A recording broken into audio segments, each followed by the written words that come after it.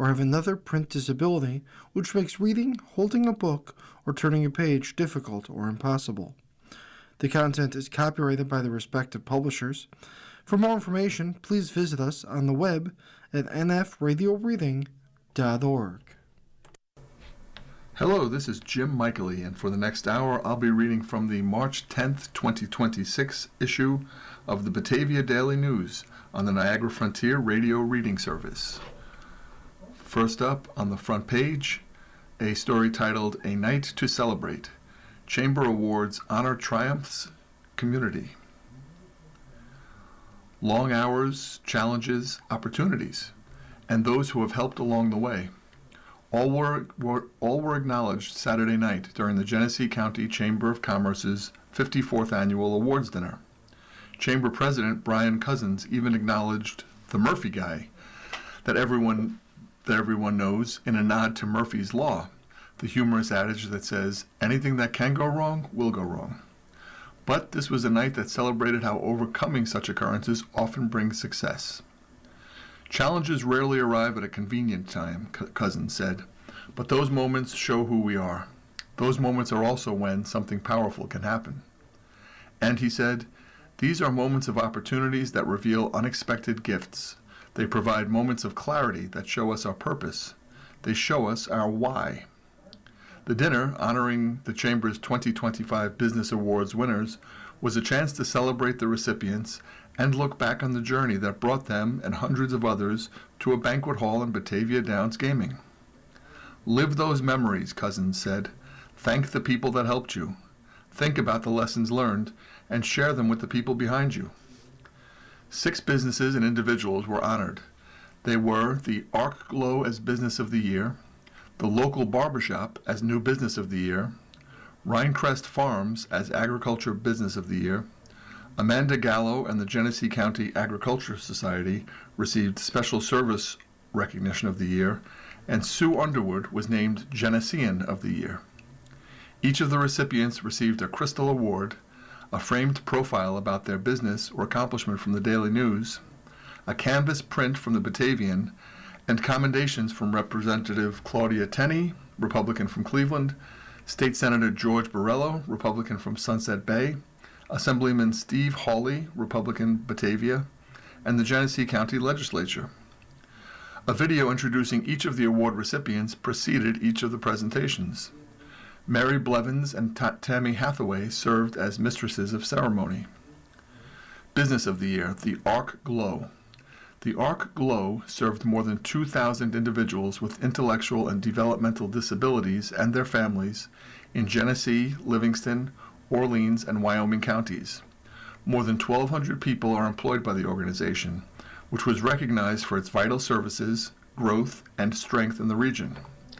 Eric Parker, who became president of the ARC's board of directors last fall, said in the video that the award was a meaningful honor that he accepted on behalf of the staff, families, and communities we serve. The ARC's video also featured the Fisher family, Kevin, Dawn, and their daughter Colleen, who explained the importance of Arc Glow to their family. They noted that Arc Glow saw her strengths, gave her opportunities to learn and grow, and build friendships. It's not just a program, said Kevin Fisher. Arc Glow is a community. It is a family. It is hope. Kelly Anstey, Senior Director of Day and Employment Services, called working at Arc Glow a privilege. There's nothing quite like seeing someone hold their first paycheck, said Anstey, a 35-year employee of Arc Glow. I see so much courage, determination, and success. Arc Glow CEO Martin Miskell said the organization looked to continue its growth and partner more in the community. New Business of the Year, the Local Barbershop. The quartet of barbers behind the Local Barbershop, which opened January 1st, 2025, at 466 Ellicott Street, Batavia, came to the chamber dinner all wearing tuxedos. They were recognized for their commitment to the community. The award recognizes their effort to create more than just a barbershop and the desire for their business to reflect the community. Owning a business gives you a sense of belonging, Damian Hargrave, one of the co-owners of the Local Barbershop, said in the award video. Hargrave noted the community support of the business has provided co-owners Tommy Slenker, Alton Rupp, and associate William Reschke a platform to serve the community, such things as food drives, toy drives, fundraisers, and donating haircuts for veterans and children at the beginning of the school years. It's a beautiful thing to think that we can make real change in the community, Hargrave said. Slenker told the story of a barbershop built on friendship. The owners were all booth vendors who, when given the opportunity to open a shop together, went and renovated the location in their own in 9 days. We've been challenged in many ways, and we've grown together, he said in the video. Added Rupp, it's not just something we owe ourselves, we owe it to those who have supported us to give back to the community. Reschke said the local barbershop is more than just a place to cut hair. It's a community in real time, he said, noting the conversations and debates that began and may not always find a resolution in the barbershop. It's about transformation, not just about how you look, but how you feel and how you stand up and face the world. In accepting the award, Rupp thanked the local barbershop's friends for their unwavering support. Without you, we wouldn't be where we are today, he said. Agriculture Business of the Year, Rhinecrest Farms. Rhinecrest Farms, 9666 Allegheny Road, Corfu, has been consistently recognized for its milk quality, exceptional herd management, and strong industry involvement. Its success is a testament to the early mornings and long days required of farmers, and such unwavering commitment can uplift the entire dairy industry. Milk from the farm's 2,000 cows is used in fluid milk, cottage cheese, bison dip, and other dairy products. We'd like to thank our peers and a great group of vendors, and our parents, who have been great mentors, who really push us to be who we are, Andrew Reynolds said in accepting the Chamber Award on behalf of the family. The family farm was started by Edward and Mary Reynolds in the 1950s on Reynolds Road. The farm, which began milking cows in the 1960s, is now owned by their son, John Reynolds, and his wife, Shelley. John and Shelley's children are all involved in the farm. In addition to Andrew, there is son Tyler and daughter Mackenzie, who are hands-on in farm operations, and daughter-in-law Kelly Reynolds, who is involved in social media outreach. Andrew manages crops on the farm, including 2,000 acres of corn, which is all grown for the cows. We try to be the most sustainable that we can be, he said. We are always working to be better stewards of the land. The farm also shows cattle at the local, state, and national level. We are fortunate to be a family business, said Shelley Reynolds. We appreciate the generations that came before us and laid such a great foundation. Special service recognition. Amanda Gallo and the Genesee County Agriculture Society. Amanda Gallo, president of the Genesee County Agriculture Society, was repeatedly praised in the awards video for her dedication to agriculture education, efforts to improve the county fairgrounds on East Main Street Road, and responsiveness to the events presented at the facility. We would not have grown without the Genesee County Agriculture Society and Amanda Gallo's leadership, said Mark Barry, co-manager of the North American Six-Horse Hitch Classic that precedes the Genesee County Fair each summer and has become one of the largest and most prestigious shows of its kind in the Northeast. Todd Halfhines, a maple syrup vendor and FFA supervisor at Oakfield, Alabama Central School, called Gallo a dedicated agriculture educator whose continued commitment had made a lasting impression on students. Madeline Prim was one such student. She said Gallo's support of youth programs at the fair has created an influence far beyond the county fair, including in Prim's own decision of a career in the agriculture field. Alton McDuffie, secretary of the Agriculture Society, said Gallo has helped the county fair regain attendance and attention. Her greatest unsung feature may be navigating the fair through the pandemic, McDuffie said. Her perseverance and forward thinking has allowed the fair to thrive and navigate into the future. While many praised Gallo, she credits the work of others. In accepting the Chamber Award, she was joined by 6 members of the Agriculture Society: Mac Duffy, Darrell Lippert, first vice president, Norm Pinn, treasurer, Steve Bolt, second vice president, Scott Adams, board member, and Nick O'Gene, Executive Fair Manager. This recognition reflects countless volunteer hours and dedicated board members, she said. It represents their passion, commitment, and belief in what we do. Gallo also said the fair is blessed by strong community support. We sit on a rainbow that we share with the community and everyone who walks through our gates, she said. Genesean of the Year, Sue Underwood. Sue Underwood was recognized for her work as Executive Director of Genesee Cancer Assistance, an organization she has been involved in for more than 2 decades as a recipient of the organization's services and a volunteer. Her drive has kept Genesee Cancer Assistance growing, said Norm Hubbard, a 3-time cancer survivor. Her guiding hands show her dedication to the community. Her efforts have guided Genesee Cancer Assistance to a high level of success. Hubbard called Sue a very special friend, who he first met when their kids were students at Pembroke Central School. Their friendship developed through the Genesee Cancer Assistance Golf Tournament and other fundraisers. Kate Wilson, owner of Marquee Beauty Salon in Batavia, and a member of the Genesee Cancer Assistance Board of Directors, has worked with Underwood through the organization's Simply Renew program, which helps cancer patients feel comfortable with changes in their appearance during treatment. She knows what to say to bring a smile to cancer patients on the hardest day of their lives, Wilson said. Nikki Gazio, another Genesee Cancer Assistance board member, has known Underwood for a decade. She called Underwood one of the most caring and compassionate people I've ever met. Her dedication and passion to Genesee Cancer Assistance is what makes her so amazing, Gazio said. Her owner experience with cancer makes her so amazing. She has touched many hearts over the years. I believe it to be her life's purpose. One of Underwood's 2 daughters, Kayla Cassidy, related her mother's dedication in the award ceremony. Cassidy shared how her mother helped her through her own childhood cancer, then her mother's own breast cancer. Those experiences, she said, drove her mother's commitment to Genesee Cancer Assistance, helping with countless fundraisers, dropping items off for patients whenever needed. It has become so much more. Our community is strong because of what you choose to do, Cassidy said in the video, seemingly talking to her mother. You are proof that your compassion is changing lives. Underwood, in accepting her award, found her voice wavering. I am overwhelmed with emotion and gratitude, she said. Genesee Cancer Assistance is my passion. It has given me great purpose in the community.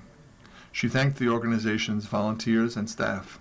She also thanked her husband, Tom, and daughters, Kayla Cassidy and Leah Underwood. I am so grateful for the opportunity to serve this community, she said, and make a difference for Genesee County. You are listening to a reading of articles and features from the Batavia Daily News on the Niagara Frontier Radio Reading Service. Next up, a story titled AAA Gas Prices at Highest Level in 4 Years. New York State average increase nearly 40 cents in a week. It's a story by Ben Beagle. Oil and gas prices are at their highest levels since the start of the Russia-Ukraine conflict 4 years ago, as the conflict in the Middle East continues. Average prices jumped nearly 50 cents nationally and almost 40 cents in New York in the week following the U.S.-Israeli airstrikes on Iran, according to AAA. Oil prices have a direct effect on gas prices, since about 60% of what consumers pay at the pump is in direct correlation to the price of crude, AAA said. Oil is the main ingredient in each gallon of gas. The last time the national gas price average made a similar jump was back in March 2022 during the start of the Russia-Ukraine conflict. That summer saw the highest national average gas price on record of $5 a gallon, which came at a time when gasoline demand is highest, said Elizabeth Carey, Director of Public Relations and Corporate Communications for AAA Western and Central New York. We're still not as high as the weekly jump after the start of the Russia-Ukraine conflict, Carey said. The national average jumped 60 cents in early March of 2022, from $3.65 on March 2nd to $4.25 on March 9th. The national average for a gallon of gasoline on Monday is $3.48, up 48 cents from last Monday. 1 year ago, the price was $3.09, according to AAA. The New York State average is $3.40, up 39 cents from last Monday. A year ago, the state average was $3.14. Across the four-county GLOW region on Monday, average prices for a gallon of gas were $3.29 in Genesee County, $3.30 in Orleans County, $3.39 in Wyoming County, and $3.42 in Livingston County, according to AAA. In upstate New York, average prices on Monday ranged from $3.29 to $3.46, according to AAA Western and Central New York. Gas Buddy has reported similar increases, noting the average gasoline price in New York had risen 39.7 cents per gallon in the last week, averaging $3.36 on Monday, according to its survey of 6,118 stations. Prices in New York are 38.8 cents per gallon higher than a month ago and 27.8 cents per gallon higher than a year ago, according to Gas Buddy. Gas Buddy's survey of national gas prices reported an average of $3.45 on Monday, up 51.1 cents per gallon in the last week. The national average is up 54.1 cents from a month ago and 41.6 cents from a year ago, according to Gas Buddy data from more than 150,000 gas stations across the country. The current spike in gas prices has largely been attributed to oil prices rising amid the conflict in the Middle East. In just a week, consumers have seen gasoline prices surge at one of the fastest rates in years after oil prices spiked following U.S. strikes on Iran and the effective closure of the Strait of Hormuz, said Patrick DeHaan, head of petroleum analysis at Gas Buddy. With additional attacks across the Middle East over the weekend pushing oil above $100 per barrel for the first time in years, fuel markets are now rapidly recalibrating to the risk of prolonged disruption to global supply flows. As a result, gasoline prices in many states could climb another 20 to 50 cents per gallon this week, with price cycling markets potentially seeing increases as early as today. Springtime typically sees higher gas prices as gasoline demand rises and refineries begin producing summer blend gasoline, which contains pricier additives to help reduce evaporation during warmer months. AAA reported February 26th that the shift to summer blend was underway. The process includes a total or partial shutdown of a refinery to perform maintenance and inspections. Refineries will stagger shutdowns so that they're on different timetables and total production is not affected, according to Carey of AAA. The federally mandated dates for summer-grade gasoline and reformulated gasoline, where required, are May 1st to September 15th for refiners and terminals, and June 1st to September 15th for gasoline retailers. The springtime increases can average 10 to 30 cents per gallon on average, Carey said. Summer blend gasoline contains pricier additives to help reduce evaporation during warmer months. Those additives contribute to the increased cost at the pump. Increased gasoline demand in the spring also factors into the spring rise in gas prices, as more road trips take place than in the winter months, Carey said. According to the latest data from the Energy Information Administration, U.S. gasoline demand is down, along with supply, while production is on the rise. Diesel prices have also escalated. The national average is $4.66, up 89 cents, while the New York average is $4.75, up 74 cents in the past week. Gas Buddy reported a national diesel price average of $4.59 per gallon, up 85.9 cents compared to a week ago. DeHaan, the Gas Buddy analyst, said diesel prices may rise even more sharply than gas prices. He forecasts increases of 35 to 75 cents per gallon as markets react. While the situation remains highly fluid, consumers are already beginning to feel the impact as energy markets adjust to this sudden escalation, DeHaan said. Here's a few tips on how to conserve fuel. To conserve fuel, motorists should map routes, avoid peak traffic times, such as rush hour, and combine errands into one trip while using cruise control when possible. Drivers should also make sure tire pressure is at the vehicle's recommended level for the best gas mileage, while removing any unnecessary and bulky items from the car, since it takes more fuel to accelerate a heavy vehicle. Let's read the point-counterpoint column, where two writers address the question, is time change good or bad? First, David Prerau says that time changes have advantages year-round. He writes, America's current daylight savings time system, spring to fall daylight savings time, followed by winter standard time, is an excellent compromise, providing all of DST's many benefits for the majority of the year, and yet avoiding winter DST's difficulties during the dark, cold months. Evaluating daylight savings time is more complex than it might initially seem. Many focus on issues related to the clock changes and do not examine the significant benefits they provide throughout the months after each change. Modifications to our current system would cause fewer benefits to spring and fall, more problems in winter, or both. One proposed alternative is year-round standard time. This would cut short 240 beautiful long spring, summer, and autumn evenings, and would eliminate 8 months of DST's benefits.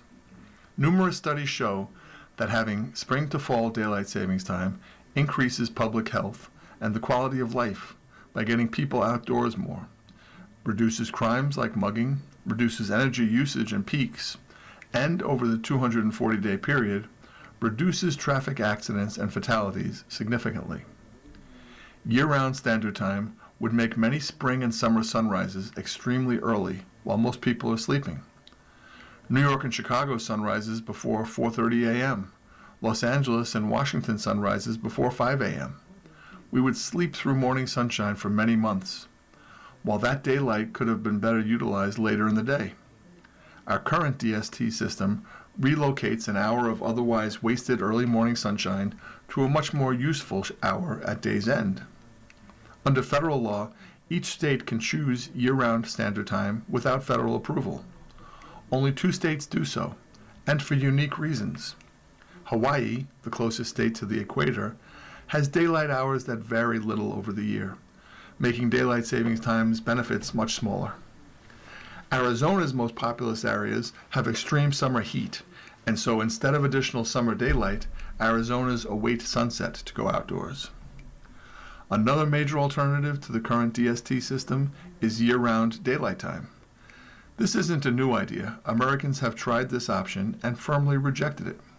During a 1974 national energy crisis, the federal government installed nationwide year-round DST for 2 years. But winter DST quickly lost support. People didn't like traveling to work in the dark on winter mornings. They especially disliked sending their children to school on dark mornings, waiting for buses on dark rural roads, or walking down city streets. Congress followed national sentiment and eliminated year-round DST after 1 year, although the law would have automatically expired the following year. Already late winter sunrises are 1 hour later under year-round daylight time. The sun would rise in New York and Denver about 8:30 a.m., in Indianapolis and Seattle about 9 a.m., and in some U.S. areas at 9:30 a.m. or later. Large numbers of people would travel to work or school in total darkness. Mornings would also be colder. In more frigid areas, many would leave home before sunrise, when it is coldest. Proposed DST changes would eliminate DST's clock changes. While many people quickly adjust to the changes, others find them troublesome. Clock change effects generally last just 1 or 2 days, while summer daylight savings time's benefits last 240 days, and winter standard time benefits last 120 days. Moving the clock forward 1 hour is like traveling 1 time zone to the east. Chicago to New York, London to Paris, Beijing to Tokyo, which multitudes do worldwide daily, and numerous travelers cross multiple timelines. Regarding claimed health effects, a 2024 Mayo Clinic study of 36 million adults over 5 years found no significant link between DST and heart attack or stroke. Assessing DST, there is no need to take concerns regarding heart health into account. Rather than changing our time system, Other alternatives exist to minimize the negative effects of clock change. One option: several days before each daylight savings time clock change, a campaign of public service announcements could remind people that a clock change is coming and advise getting more sleep and going to sleep somewhat earlier in the days leading up to the clock change, just as travelers do when confronting a time zone change. The current, very sensible and beneficial DST system brings great advantages throughout the year, eliminates the problems caused by other systems, and results in the best time system for both spring to fall and winter. About the writer, David Prerau is an internationally known expert on daylight savings time and has been called the foremost authority on DST. He is the author of Seize the Daylight, the curious and contentious story of daylight savings time. He wrote this for InsideSources.com. The counterpoint from William Shughart II says, "Make year-long standard time the nationwide standard again." I'm one of the many Americans who hate being forced to time shift twice a year. After only 4 months on standard time, daylight savings time returned with a vengeance on Sunday, March 8th, when 2 a.m. abruptly became 3 a.m. Only residents of Arizona, with the exception of those living on the land reserved for the Navajo Nation, which is compelled to follow Washington's timekeeping edicts, only residents of Arizona, Hawaii, Guam, Puerto Rico, and other outlying U.S. territories will not have their body clocks jolted by time suddenly springing forward 1 hour. Public opinion has been slowly turning against the twice-year ritual of moving the clock hands forward and backward. The main question nowadays is, what is to be done policy-wise? Most people don't realize that standard time, as its name implies, was the year-round custom in the United States and most of the world until 1918, when, during World War I, the practice of springing forward was introduced as an alleged energy-saving measure. That ended shortly after the war, but was temporarily reinstated during World War II, and then codified as an annual ritual when Congress passed the Uniform Time Act of 1966. The false belief in DST-related energy savings has led some state and federal lawmakers to propose making DST permanent. That would be a serious blunder, experience shows. More than 5 decades ago, on January 6, 1974, Washington launched what was meant to be a 2-year-long experiment with permanent daylight savings time. While the change initially was favored by 79% of the public, it quickly lost favor after pre-dawn accidents killed or injured several schoolchildren. Many started calling it daylight disaster time. Permanent DST's popularity tumbled to 42%, and the experiment ended for good in October 1974 after just 10 months. Fans of permanent DST are relentless, however. The latest effort is called the Sunshine Protection Act, introduced last year by Florida Republicans Vern Buchanan in the House and Rick Scott in the Senate. Political memories are short. It was Florida schoolchildren who became DST's casualties in 1974. The reason clock settings are a hotly debated political issue is that the Uniform Time Act allows states and U.S. territories to lock in standard time for 12 months, but it does not allow them to adopt DST permanently. For that to happen, the 1966 statute would have to be amended or repealed. A compromise introduced by another Florida politician would split the baby by setting clocks ahead by 30 minutes for good. Although plausibly less troublesome, half DST would put U.S. time zones out of sync with the rest of the world. And it would still misalign our human body clocks with morning sunlight, thereby disrupting circadian rhythms and causing the spikes in heart attacks, strokes, depression, and other health problems observed in the days following the 1-hour spring and fall time shifts. Changing clocks twice every year is disruptive and costly. On-the-job productivity sinks until employees adjust physiologically to springing forward and falling back. Retailers are major supporters of DST because they think that sales rise when more people can shop after work. The owners of golf courses, tennis courts, and other outdoor sports venues likewise plausibly benefit from DST. DST supporters may be confusing seasonal changes in day lengths with clock changes. Shifting between daylight saving time and standard time has no effect on the rising and setting of the sun at any location on the planet. Those are determined by latitude, distance from the equator, and changes in the Earth's polar tilt as it revolves around the sun. During a radio interview several years ago, I was amused by the host's remark that he likes daylight savings time because losing an hour of sleep in March signals that winter is ending and spring is on the way. Guess what? Except at the equator, days lengthen and shorten over the calendar year, no matter where the hands of the clocks are pointing. Stop the stupid ritual. Standard time now runs for just 4 months, early November through early March. It's time to make it the year-round nationwide standard again.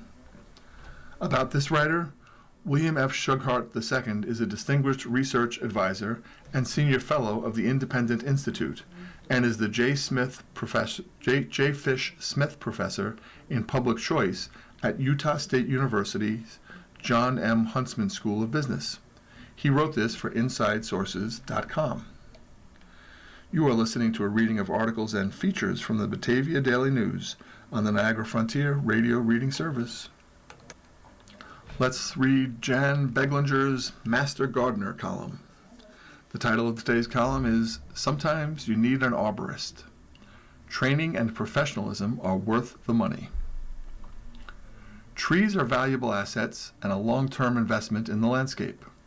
They not only beautify our surroundings, but they purify the air, manufacture oxygen, absorb carbon dioxide, capture stormwater runoff, and help save energy by providing shade in summer and reducing winter winds. Studies have shown they also have a positive effect on human health. Unfortunately, we usually ignore our trees until there is a storm, and we must deal with broken limbs or fallen trees. At some point in their life, trees may need to be pruned for their health, for public and private safety, or to maintain power lines. Investing in proper tree care can add to the value of your property and to the life of the tree. Improperly maintained trees can become a liability and reduce property values. Proper tree care requires experience, education, and skill. Hiring an unskilled person could cost more in the long run if your trees are damaged. Arborists are trained, knowledgeable professionals that are equipped to provide proper tree care, such as planting, transplanting, fertilizing, aerating soil, pruning, disease diagnosis, pest management, and a variety of other tree care practices. Arborists may also handle tree removals and value appraisals. Just like other professionals who work on your property, arborists should be carefully selected. Here are some tips for selecting an arborist. Look for an established business. You can check online for certified arborists in your area. Beware of those going door to door, especially after a storm when people with a chainsaw see a chance to earn a quick buck. Do not rush into a decision just because you are promised a big discount if you sign a contract today. Look for someone who is a member of a professional arborist organization, such as the New York State Arborists, the International Society of Arboriculture, or the American Society of Consulting Arborists. While membership indicates professional commitment, it does not guarantee competent workmanship. Make sure you are dealing with a reputable firm. Ask for certificates of insurance, including proof of liability for personal and property damage, such as your house or your neighbor's, and workman's compensation. Call the insurance company to make sure the policy is current. Ask for local references from family, friends, or neighbors. Visit a site where the company has done tree work. Talk with former clients if possible. Experience, education, and a good reputation are signs of a good arborist. Get more than one estimate and understand what services will be provided. Have them explain what they will be doing. Ask questions about debris removal, stump removal, when payment is required, and when the work will be scheduled. If you do not feel comfortable with their recommendations, ask if there is an alternative or contact another company. Good arborists will perform only accepted practices. For example, practices such as topping a tree, usually only necessary after severe damage to the crown, removing an excessive amount of live wood, using climbing spikes on live trees, and removing or disfiguring live trees without just cause. All of these are unnecessary. Tree care costs money. Trees can contribute up to 15% of your property value, so the expense of proper care is a good investment. Reputable arborists have made large investments in their equipment and staff training. Trucks, hydraulic booms, chippers, sprayers, stump cutters, and chainsaws represent major capital investments and maintenance costs. Labor, insurance, safety training, and continuing education add to the overhead. Pruning is an art. The arborist's skill may be more important than a low bid, especially for a prominent specimen tree. The price charged for a job reflects all these costs as well as a reasonable profit. If your tree must be sprayed, get a written statement detailing the specific insect or disease to be treated, the chemical to be used, and how much and what you need to do as a homeowner, such as covering lawn furniture or keeping pets inside. If a tree needs fertilizing, it should be stated how many pounds of fertilizer per inch of trunk diameter will be applied and by what method. Have everything put into writing and read the contract carefully. Most companies have their own contract form, and the conditions included may vary from business to business. Clarify the total amount you will be charged. Work may be charged as a single price or on an hourly basis plus materials. With the latter, be sure to include the wording, but not to exceed specified dollar amount. Don't be afraid to ask questions. Finally, make your decision carefully. Educate yourself on tree care basics. The lowest bid may not be the best option for your trees.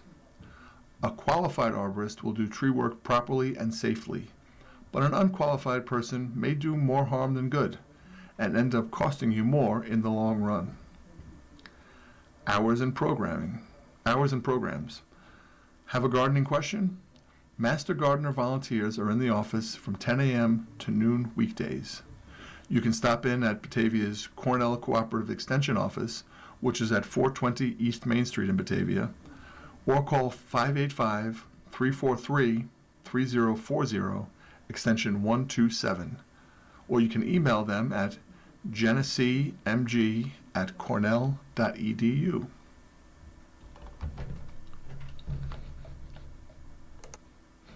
Here are a few obituaries. Albert T. Tom Witt. Albion. Albert T. Tom Witt, 80, died March 7, 2026, in Strong Memorial Hospital. He was born April 22, 1945, in Rochester, a son of the late Albert and Jenny Witt, and had lived in this area all of his life. Albert was the owner and operator of Aljoy Dairy Farm in Kendall Mills. He also worked as a mechanic at several frozen food manufacturing plants. He was a member of the Albion First United Methodist Church and enjoyed hunting and gardening. In addition to his parents, he was predeceased by his wife Joyce, son Thomas Allen Witt. There will be no prior calling hours. His graveside service will be held at Sandy Creek Cemetery at the convenience of the family. Memorials may be made to St. Jude Children's Hospital. Arrangements have been entrusted to the Christopher Mitchell Funeral Homes in Albion. To share a special memory of Albert, please visit www.mitchellfamilyfuneralhomes.com. Kelsey K. Stella Boyd. Angier, North Carolina. We are heartbroken to announce that Kelsey K. Stella Boyd, 33, formerly of Leroy, New York, passed away peacefully at home on Monday, March 2nd, 2026, after bravely living with cervical cancer for the last 3 years. She passed surrounded by the love of her family. Kelsey was born on May 31st, 1992, in Rochester, New York, to her loving parents, Robert and Barbara Stella of Leroy, New York. She was a 2010 graduate of Leroy High School. Kelsey then went on and graduated from nursing school at Genesee Community College. After working in the Western New York area, Kelsey decided to work as a travel nurse. She took her first assignment in North Carolina. She fell in love with the sunshine and sunsets and ultimately decided to make North Carolina home with her husband, Jordan.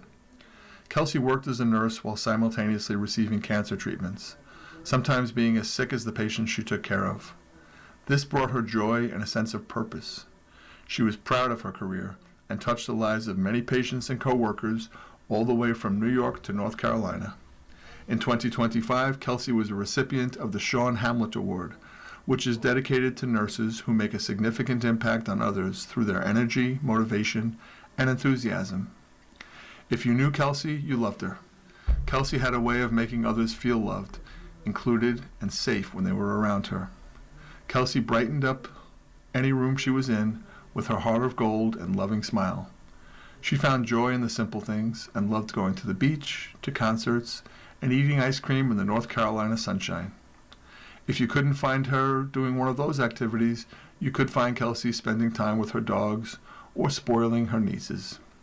Along with her parents, Kelsey leaves behind her husband, Jordan Boyd, her sisters, Alyssa Swidos, and Haley Stella, her nieces and nephew who she loved more than anything, Stella, Meredith, and Arthur, grandmothers Rita DeFrancisco and Doris Douglas Laubacher, in-laws Bill and Debbie Wagner and David Boyd, and Nancy Satter, many aunts, uncles, cousins, and friends who were like family.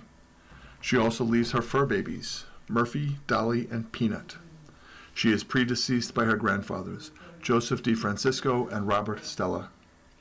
Family and friends may call on Saturday, March 14th from 11 a.m. to 3 p.m. at the Falcone Family Funeral and Cremation Service, which is at 8700 Lake Road, Route 19, Leroy. A celebration of life will take place on Saturday at 5 p.m. at Our Lady of Mercy Parish Center, Holy Family School Gymnasium, 46 Lake Street in Leroy. Memorials may be made to a charity of the donor's choice. Your memories and condolences may be shared with Kelsey's family at www.falconefuneralhome.com. And one more death notice, Carolyn Bear, Leroy. On March 7th, 2026, at the age of 81, Carolyn passed peacefully after a long illness, predeceased by her daughter Lisa. She is survived by her loving husband Howard Bear, son Randall, married to Ann Bear, special nephews Jim Criswell, John, married to Judy Criswell, granddaughter Danielle, Dylan Colville, two great-granddaughters, Brooklyn Victorious, Charlotte Colville, many loving nieces and nephews.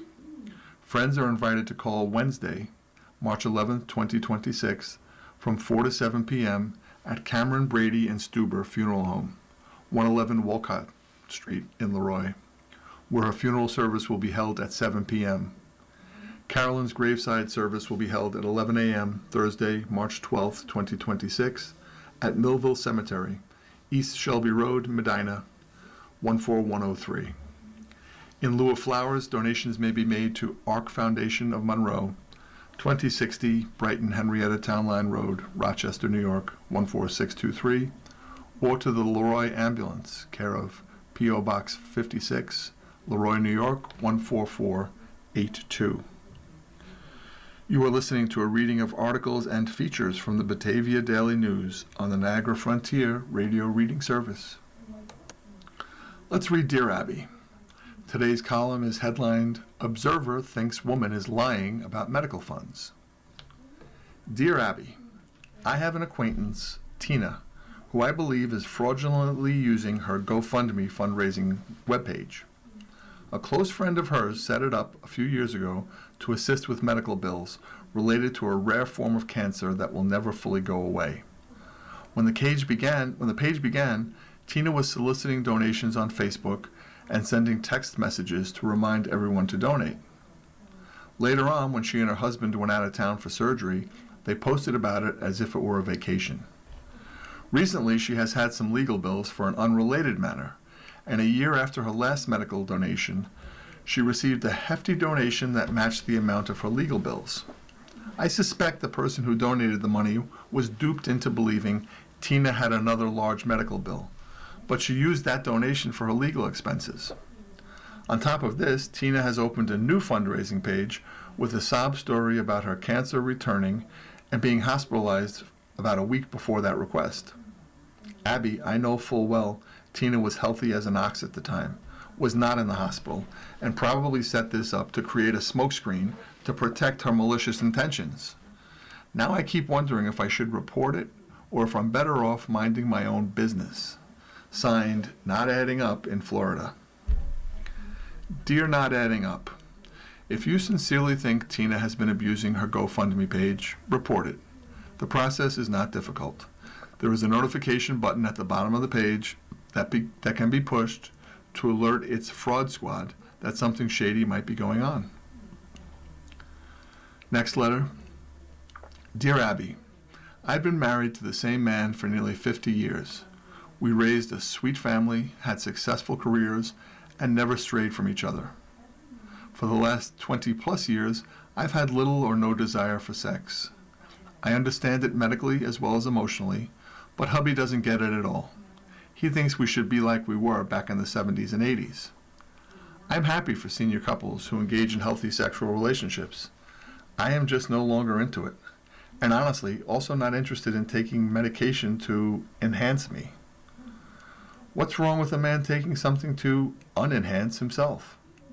I know the biblical duty God gave procreation, hence 100-year-old men fathering children with young women. The balance has never been balanced. Yes, I had a hysterectomy 20 years ago. After that, I lost all interest. Yet hubby still had needs. Some are met, many are not. It is now a big issue. I'd like to sell peacefully through the next 10 years if I have that long. I'd like him to find happiness too. Is it crazy to divorce over such an age-old need for a man? Signed, Happy This Way in South Carolina. Dear Happy, castrating your husband is not the answer.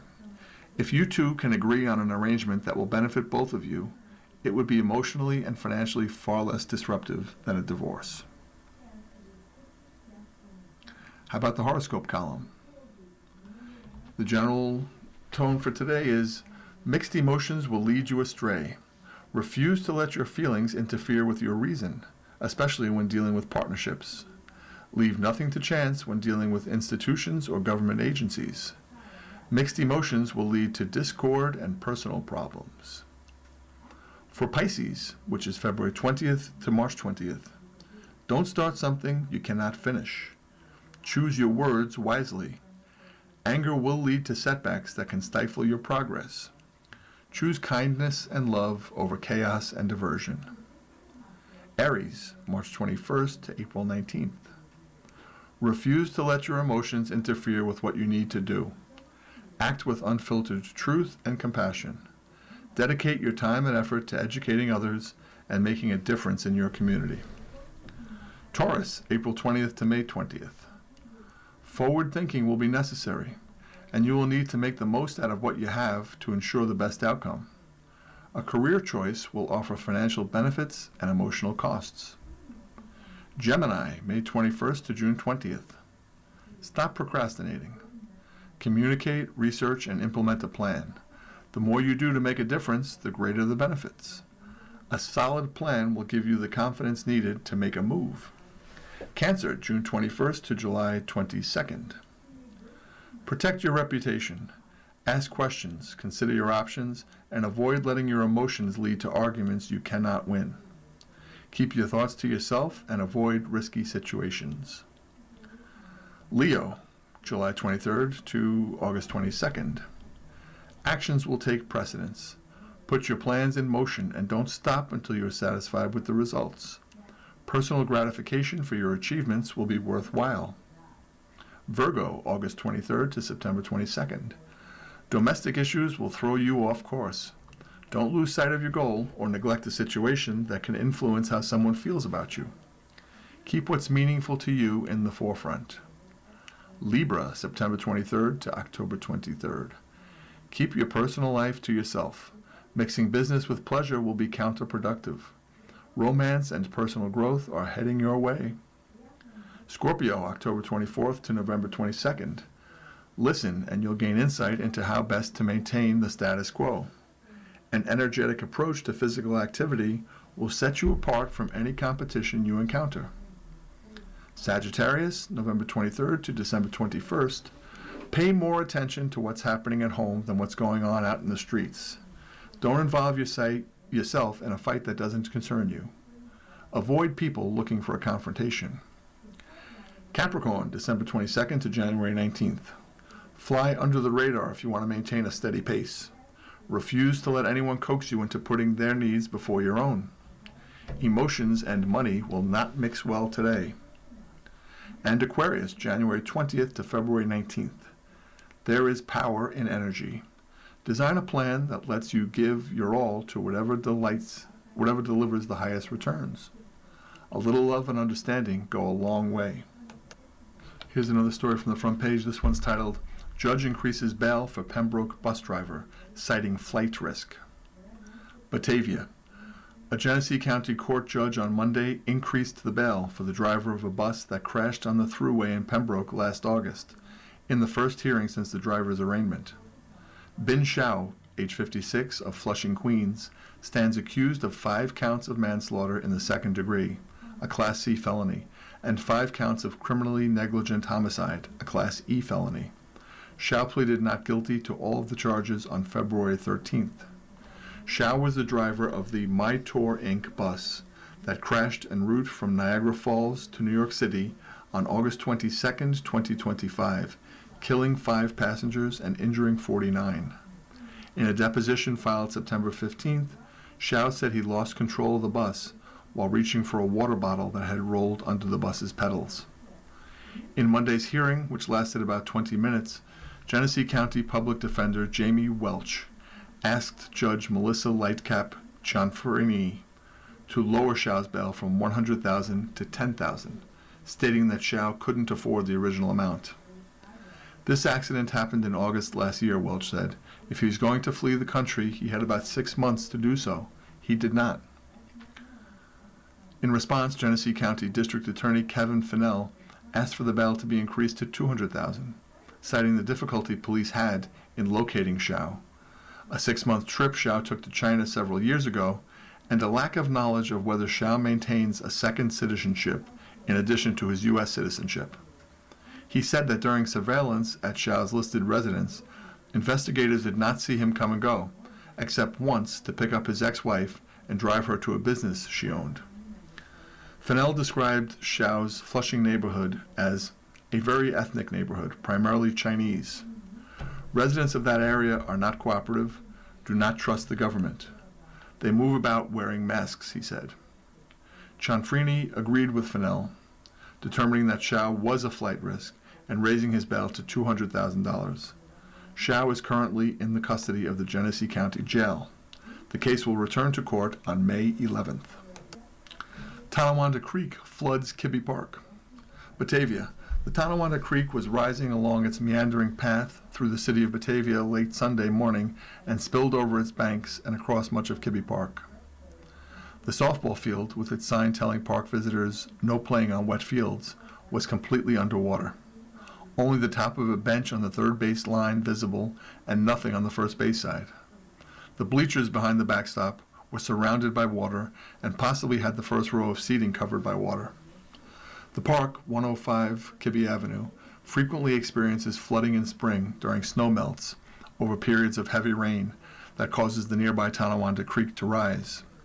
The flooding was drawing some onlookers as more than a half-dozen motorists drove slowly by to look at the expanse of water or stopped to quickly take pictures or video with a cell phone during a 20-minute period early Sunday afternoon.